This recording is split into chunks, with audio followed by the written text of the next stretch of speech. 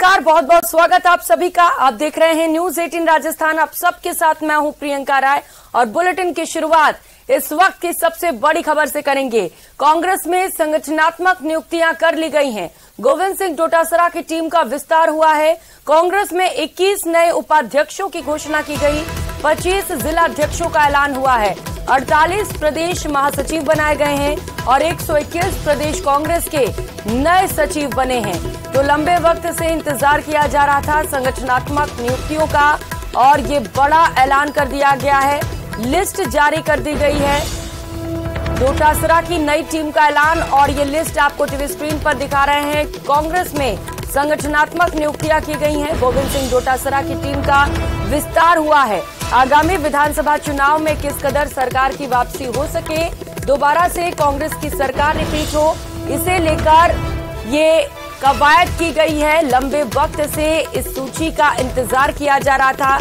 कार्यकर्ता भी काफी लंबे वक्त से इसका इंतजार कर रहे थे और अब ये सूची जारी कर दी गई है।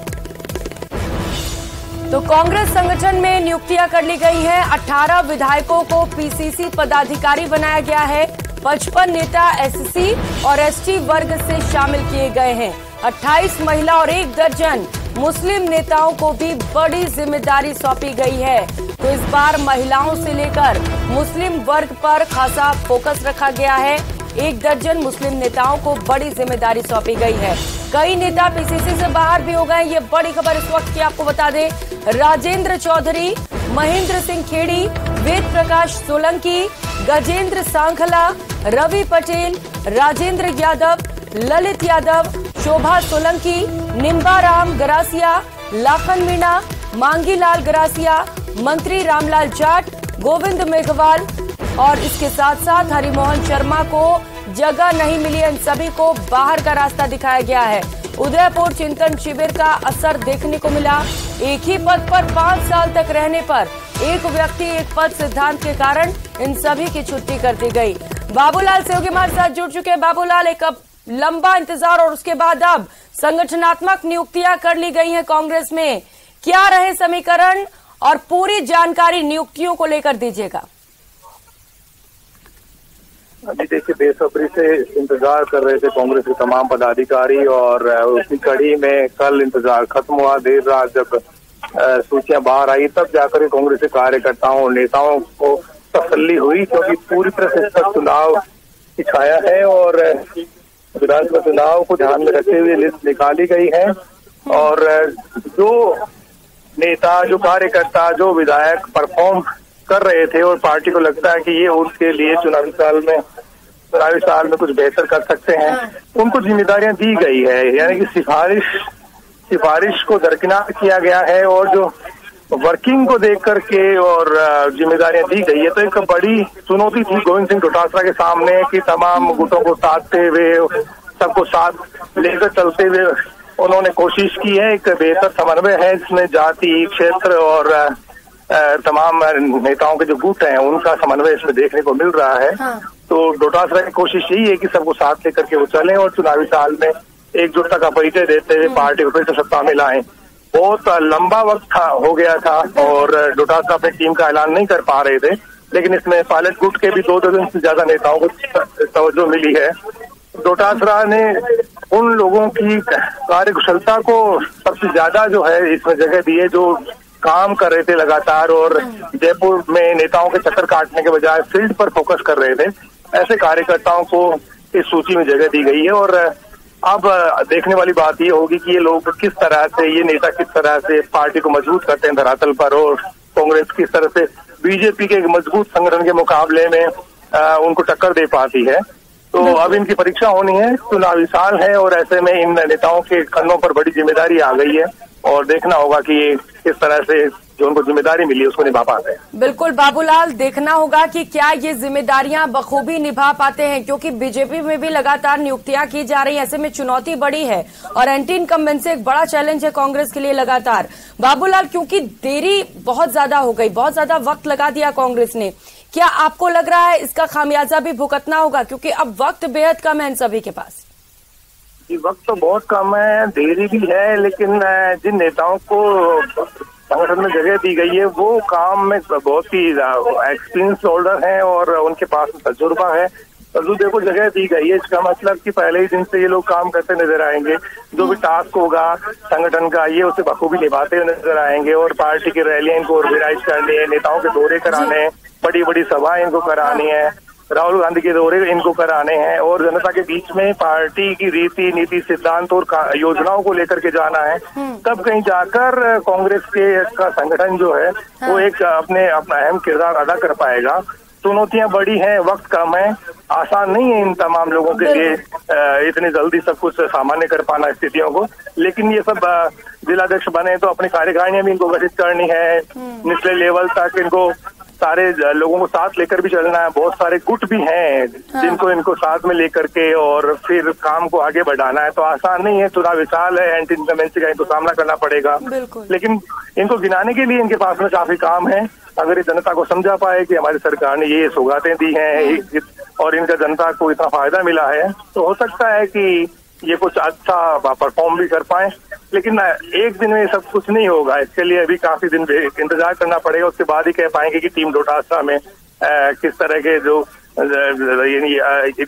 परीक्षाओं पे खरा उतर पाते हैं तमाम लोग, तो ये भी देखना होगा। बिल्कुल बाबूलाल, जो योजनाएं सरकार की ओर से लागू की गई हैं निश्चित तौर पर उनका प्रचार प्रसार किया जाएगा। ये बड़ी रणनीति है कांग्रेस की ओर से कि इन्हीं को लेकर चुनावी मैदानों में उतरना है। लेकिन जैसा कि आप कह रहे हैं क्योंकि वक्त कम है और चुनौतियां काफी ज्यादा है, ऐसे में जिम्मेदारियां भी बढ़ जाती हैं। बाबूलाल, चूंकि ये वो नियुक्तियां हैं जो लंबे समय से अटकी हुई थी, कहीं न कहीं इनमें कई सारे दावपेच थे और आलाकमान ने सूचियों में कुछ बदलाव करने को कहा जा रहा था कि सचिन पायलट के कुछ नजदीकी हैं जिन्हें इस लिस्ट में शामिल किया जाना है, कुछ और बड़े नेता हैं जिनके नजदीकियों को इस लिस्ट में शामिल किया जाएगा, उसके बाद ये सूची पक्की होगी। अब चूंकि ये पक्की सूची जारी कर दी गई है, क्या इसमें वो नाम शामिल किए गए हैं बाबूलाल जिनकी वजह से ये नियुक्तियां अटकी हुई थी?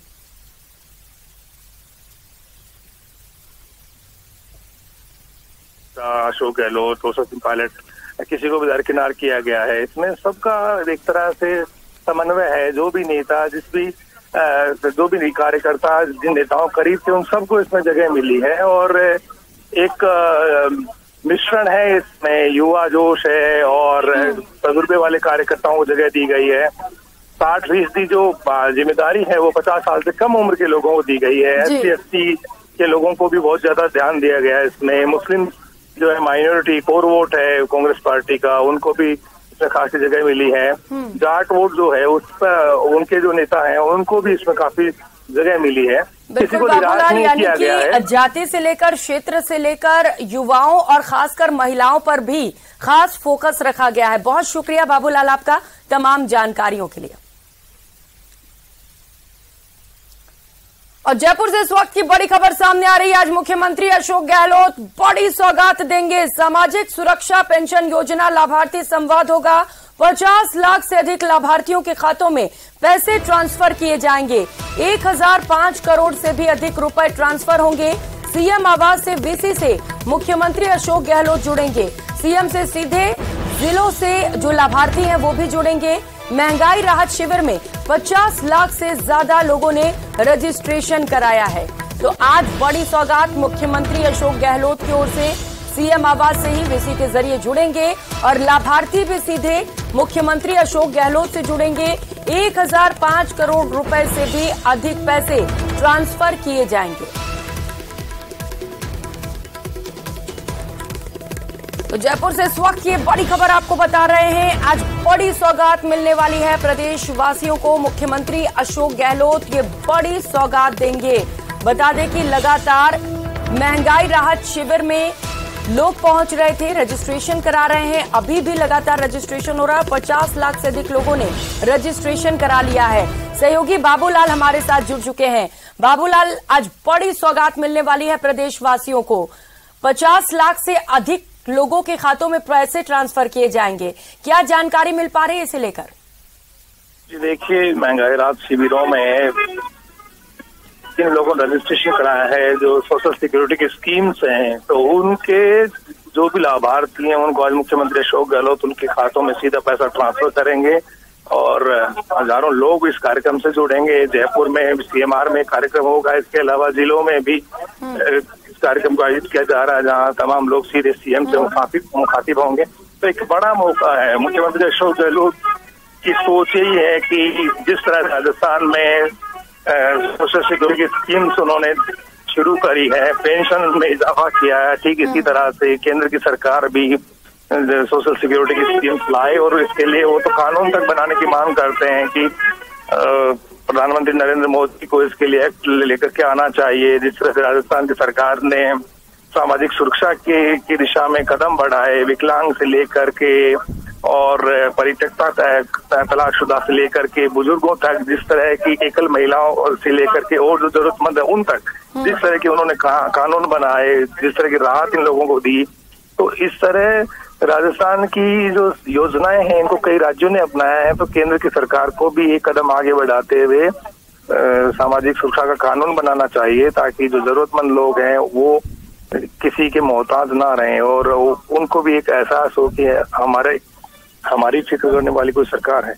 तो आज मुख्यमंत्री अशोक गहलोत 12 बजे सीएमआर में कार्यक्रम करेंगे और जो बेनिफिशरीज हैं उन तमाम लोगों को एहसास दिलाएंगे कि मुश्किल की घड़ी में चाहे कोई हो या ना हो, लेकिन मैं आपके साथ हूँ। और जो जरूरतमंद लोग हैं उनकी फिक्र करना, उनको राहत देना उनकी सरकार की पहली जिम्मेदारी है। तो मुख्यमंत्री अशोक गहलोत की सोच यही है, एजेंडा यही है और उसी को वो हमेशा से धरातल पर उतारते हैं, उनके लिए स्कीम्स बनाते हैं। तो आज भी जो सोशल सिक्योरिटी को लेकर के जिन लोगों ने रजिस्ट्रेशन कराए महंगाई राहत शिविरों में, उनको आज मुख्यमंत्री अशोक गहलोत सौगात देंगे, उनके खातों में सीधे पैसे ट्रांसफर करेंगे। बिल्कुल, खातों में पैसे ट्रांसफर किए जाएंगे। एक बड़ी सौगात लोगों को मिलने वाली है। खासतौर पर मुख्यमंत्री अशोक गहलोत का लगातार फोकस भी रहा है महंगाई राहत केंद्रों पर, एक बड़ी योजना। और जिस तरीके से बाबूलाल चुनाव से ठीक पहले ये पैसे ट्रांसफर किए जा रहे हैं, क्या ये माना जाए कि इसका असर आगामी चुनाव पर भी देखने को मिलेगा? बिल्कुल, कोई भी सरकार जब योजनाएं बनाती है तो उसके चयन में एक सियासी सोच भी होती है और उसी को ध्यान में रखते हुए आज जब सोशल सिक्योरिटी से जुड़े हुई स्कीम्स के जो लाभार्थी हैं उनको भी मुख्यमंत्री यही कहेंगे कि अगर आपको कोई भी जरूरत है तो सीधे आप बता सकते हैं किस तरह से और योजनाओं को बेहतर बनाया जा सकता है। तो जब भी अशोक गहलोत की तीसरी सरकार है और सोशल सिक्योरिटी से जुड़ी हुई जितनी भी स्कीम्स आज आप राजस्थान में देख रहे हैं उनमें अशोक गहलोत की सबसे बड़ी भूमिका है। जब भी उनकी सरकार आती है तो वो पेंशन बढ़ाती है, इसके अलावा जो भी जरूरतमंद वर्ग है उसके लिए स्कीम्स बनाती है। बाबूलाल, अब लगातार चूंकि मुख्यमंत्री अशोक गहलोत की ओर से कोशिशें की जा रही है कि लोगों को ज्यादा से ज्यादा राहत मिल सके और यही वजह है कि कहीं न कहीं अच्छा असर भी इसका देखने को मिल रहा है। कांग्रेस की पकड़ भी मजबूत होती चली जा रही है। बहुत शुक्रिया बाबूलाल आपका तमाम जानकारियों के लिए। रुक कर लेते एक और बड़ी खबर का। बाड़मेर के सिवाना से बड़ी खबर सामने आ रही है, जहां पर सड़क हादसे में 2 की मौत हो गई है, 4 घायल हुए हैं। हल्देश्वर महादेव दर्शन कर ये सभी लौट रहे थे और इसी दौरान इनकी कार हादसे का शिकार हो गई। गंभीर घायलों को सिवाना से जोधपुर भेजा गया है। सभी थोप गांव से हल्देश्वर मंदिर दर्शन के लिए गए थे। स्टेट हाईवे 66 पर समदड़ी सिवाना सड़क मार्ग की घटना है। घटना के बाद की तस्वीरें आप देख पा रहे हैं, जहां पर भीषण टक्कर और हादसे में 2 की मौत हो गई है, जबकि 4 लोग घायल हो गए हैं।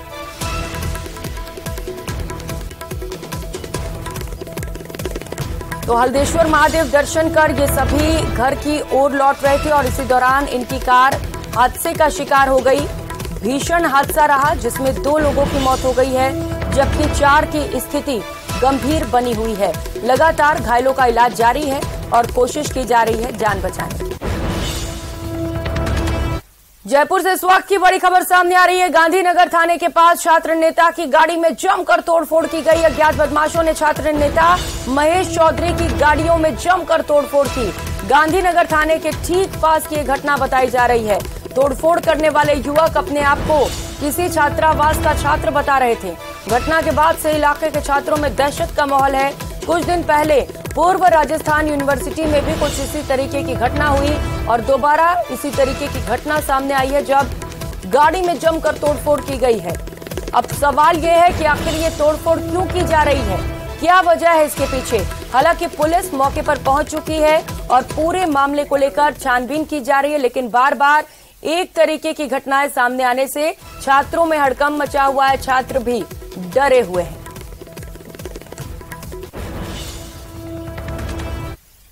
और दौसा से इस वक्त की बड़ी खबर सामने आ रही है, जहां पर बैंक उपभोक्ताओं के साथ धोखा हुआ है। नांगल राजावतान क्षेत्र में फिर से धोखेबाजी की खबर सामने आ रही है। बैंक कर्मी राजेश मीणा पर उपभोक्ताओं के खातों से राशि निकालने का आरोप लगा है। प्रारंभिक जांच में 5 लाख के गबन का मामला निकलकर सामने आ रहा है। बैंक मैनेजर ने बैंक कार्मिक के खिलाफ केस दर्ज करा दिया है। नांगल राजावतान थाने में ये मुकदमा दर्ज हुआ है। एसबीआई बैंक की झारेड़ा शाखा का ये पूरा मामला है। कुछ दिन पहले भी नांगल राजावतान में यूको बैंक की शाखा में गबन का मामला सामने आया था और दोबारा इसी तरीके की खबर सामने आ रही है। रुक लेते एक और बड़ी खबर का। जालोर से बड़ी खबर है, जहां पर एसीबी ने एक बड़ी कार्रवाई को अंजाम दिया है। घूसखोर अधिकारी और जवान दोनों को ट्रैप किया गया है। कराड़ा थाने का एसएचओ और हेड कांस्टेबल ट्रैप हुआ है। एसएचओ अमर सिंह और हेड कांस्टेबल परतभा राम को ट्रैप किया गया है। 1,50,000 की रिश्वत के साथ ट्रैप की कार्रवाई को अंजाम दिया गया। गिरफ्तार मुजरिम को हवालात में मारपीट नहीं करने की एवज में रिश्वत की डिमांड की गई थी।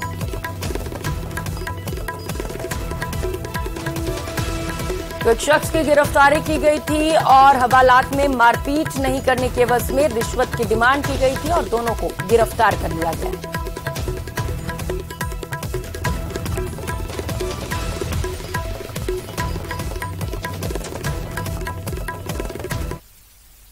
और अब आपको दिखाते हैं बारिश बाढ़ से बेहाल आधे हिंदुस्तान की खबर। बारिश से जुड़ी इस वक्त की ये बड़ी खबर।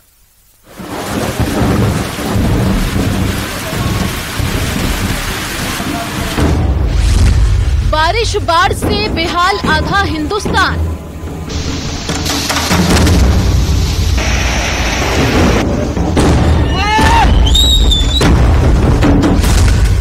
नदियां विकराल, कई राज्यों का बुरा हाल।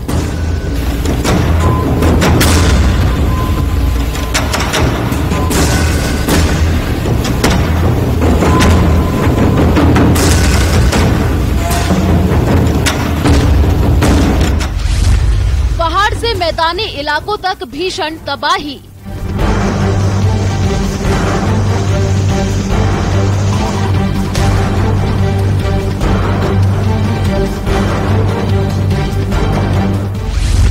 बह गई गाड़ियां, ढह गए स्कूल और मकान।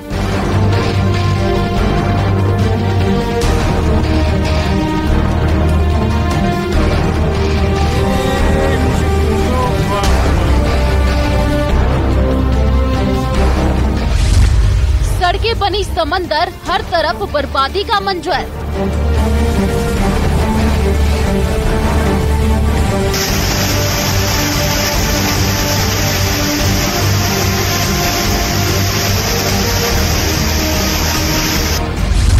पानी का रौद्र रूप देखकर रूह कांप जाएगी।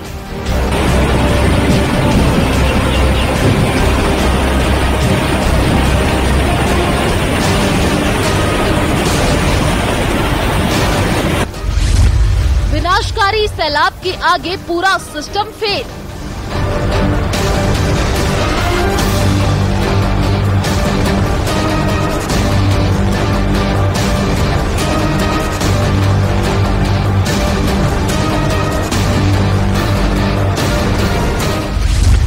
आफतकाल, जिंदगी बेहाल। तो बारिश का असर पूरे देश में देखने को मिल रहा है। बारिश से जुड़ी इस वक्त की बड़ी खबर आपको बताते चले, जहां पर मौसम विभाग ने भारी बारिश की संभावना जताई है। 12, बूंदी, डूंगरपुर, झालावाड़, कोटा, प्रतापगढ़ और सवाई माधोपुर में बारिश की संभावना जताई गई है। बाड़मेर, बीकानेर, हनुमानगढ़, जैसलमेर, जालौर और गंगानगर में मौसम साफ रहने का अनुमान जताया गया है, जबकि पूर्वी राजस्थान में कुछ स्थानों पर छिटपुट बारिश की भी संभावनाएं जताई गई हैं। तो प्रदेश में मानसून का रौद्र रूप देखने को मिल रहा है। प्रदेश के कई जिलों में भारी बारिश से बाढ़ जैसे हालात पैदा हो गए हैं। सड़कें पानी से लबालब हैं, तो घरों और दुकानों में भी पानी भर गया है। हर तरफ बारिश और जलभराव से जनजीवन अस्त व्यस्त है। ये रिपोर्ट देखिए।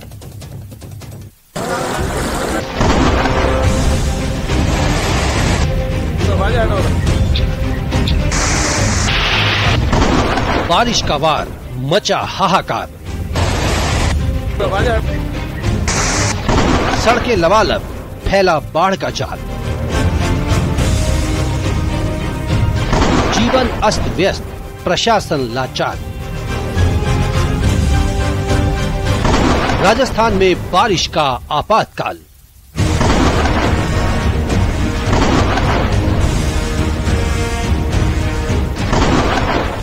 राजस्थान में मानसून को किसी वरदान से कम नहीं माना जाता है, लेकिन इस बार का मानसून तबाही का अंदेशा दे रहा है।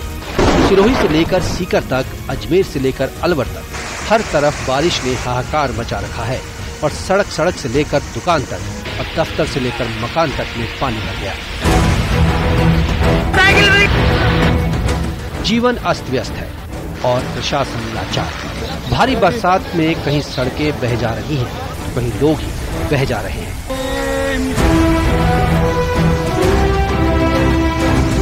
भारी बारिश से प्रदेश की हर नदी उफान पर चल रही है। सिरोही में गौतम जी मंदिर की नदी उफान पर चल रही है, जिसकी वजह से अणगौर बांध पर चादर चलने लगी है। तो वहीं जालोर में बांडी और सुगड़ी नदी भी उफान पर हैं, जिसकी वजह से भीनमाल, सांचौर, सिरोही को जोड़ने वाला हाईवे बंद हो गया है। हाईवे के दोनों तरफ वाहनों की लंबी कतारें लग गई। एहतियातन पुलिस ने आवागमन को बंद कर दिया।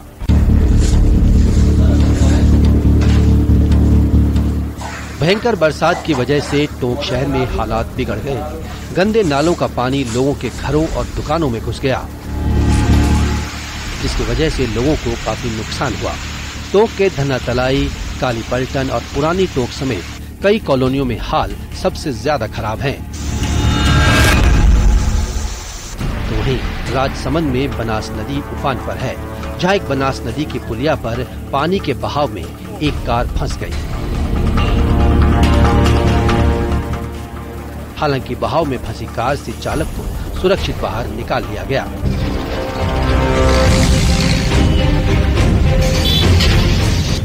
प्रदेश में मानसून की अभी पूरी तरह से एंट्री भी नहीं हुई है और बारिश से प्रदेश के कई जिलों में बाढ़ जैसे हालात पैदा हो गए हैं।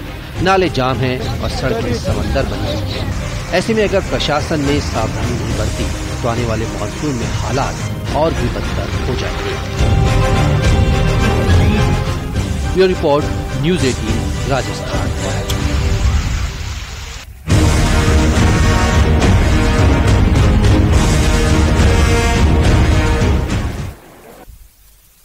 तो बारिश का दौर लगातार जारी है। जयपुर में भारी बारिश की वजह से जगह जगह पर जल भराव है। प्रशासन एक्शन में है। जिला कलेक्टर प्रकाश राज पुरोहित ने प्रभावित क्षेत्रों का निरीक्षण किया। उन्होंने सीकर रोड, डेहर के Balaji, Niwaru road, Jhotwara, Panchyawala, Sirsi road, Girdharipura, Ajmer road, Jawahar Nagar, टीला नंबर 1, 2, 3, 4 और 7 परकोटा क्षेत्र का निरीक्षण किया।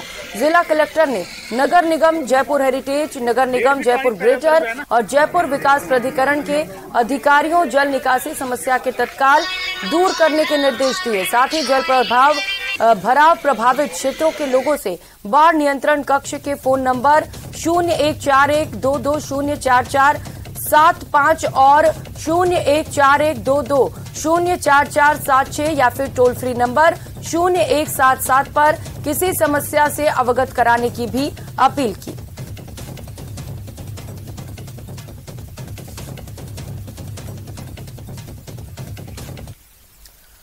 तो वहीं उदयपुर की प्रसिद्ध फतेह सागर झील आज लबालब हो गई। लगातार चल रही पानी की आवक के चलते आज उदयपुर की खुशियों का सागर छलक उठा और जल संसाधन विभाग ने फतेह सागर के 2 गेट खोलकर पानी को आयर नदी की ओर डाइवर्ट किया। फतेह सागर झील के गेट खोले जाने की सूचना मिलते ही सैकड़ों की तादाद में शहरवासी झील किनारे पहुंच गए और ओवरफ्लो पॉइंट पर मेले सा नजारा हो गया।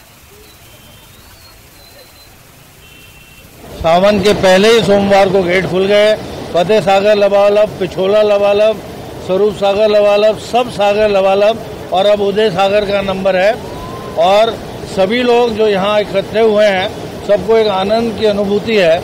और उदयपुर वासियों को जब भी फतेह सागर छलकता है, उससे बड़ा खुशी का मोमेंट पूरे साल भर में नहीं होता।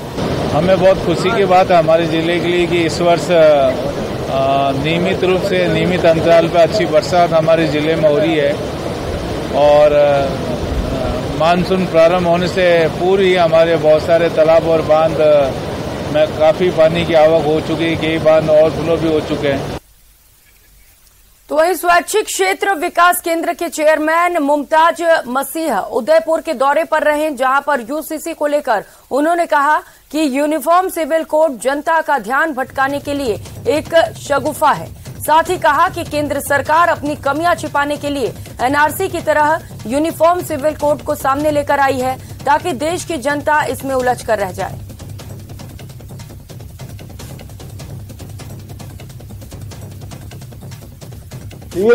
यूनिफॉर्म सिविल कोड का जहां तक सवाल है, अभी तक ये कोई ड्राफ्ट लेकर आए हैं क्या? आज तक तो कोई ड्राफ्ट सामने आया नहीं है कि ये क्या करना चाहते हैं, क्या नहीं करना चाहते हैं। जब तक ड्राफ्ट सामने नहीं आता तब तक कोई ऐसी बात नहीं है, मैं नहीं मानता। और ये सिर्फ और सिर्फ मोदी जी का एक शगुफा है कि जनता को उलझाए रखो आपस के अंदर कि ऐसा नहीं होगा, वैसा होगा, और आपके साथ ऐसा हो सकता है और आपके साथ वैसा हो सकता है। और खबरों में आगे बढ़ेंगे। केंद्रीय मंत्री गजेंद्र सिंह शेखावत ने खुले तौर पर कांग्रेस को चुनौती दी है। उन्होंने कहा कि ईआरसीपी के मुद्दे पर कांग्रेस केवल झूठ की राजनीति कर रही है। साथ ही चुनौती देते हुए कहा कि कांग्रेस स्पष्ट करे कि केंद्र सरकार किस तरह से ईआरसीपी को राष्ट्रीय परियोजना घोषित नहीं कर रही। साथ ही कहा कि कांग्रेस जनता में केवल भ्रम फैला रही है। इस बुलेटिन में फिलहाल इतना ही। खबरों का